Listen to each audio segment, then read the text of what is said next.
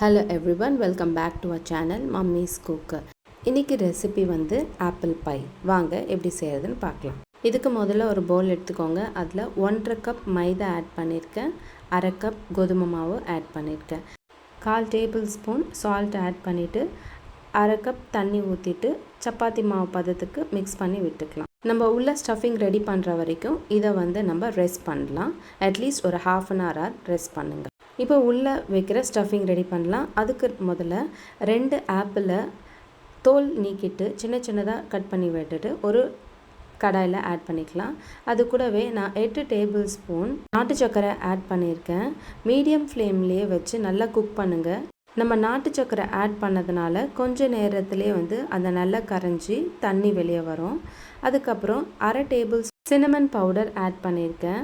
Slow ஃப்ளேம்லேயே at least ஒரு 10 minutes ஆகுது நீங்கள் நல்லா குக் பண்ணுங்கள். அப்போ தான் ஆப்பிள் வந்து நல்லா குக்காகி மசிஞ்சு வரும். இப்போ லைட்டாக லிக்விடாக இருக்கிறதுனால 1 டேபிள் ஸ்பூன் கார்ன்ஃப்ளவர் கூட 2 டேபிள் ஸ்பூன் தண்ணி ஊற்றிட்டு அதை நல்லா கரைச்சி வச்சு நம்மளுடைய ஆப்பிள் சிரப் கூட ஆட் பண்ணிக்கலாம். அதுக்கப்புறம் 2 டேபிள் ஸ்பூன் பட்டர் ஆட் பண்ணிவிட்டு நல்லா மிக்ஸ் பண்ணி விட்டுடுங்க.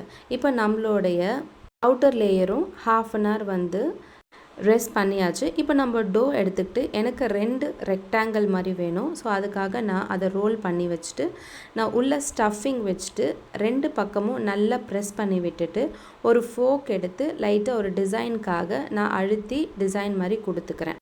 அதை நான் ஒரு பிளேட்டுக்கு ட்ரான்ஸ்ஃபர் பண்ணிட்டேன். செகண்ட் ஒன்னும் பண்ணியிருக்கேன். லைட்டாக ஓரத்தில் தண்ணி அப்ளை பண்ணிக்கலாம். ஸோ தட் வந்து அந்த எட்ஜஸ் வந்து நல்லா க்ரிப்பாக பிடிச்சிடும்.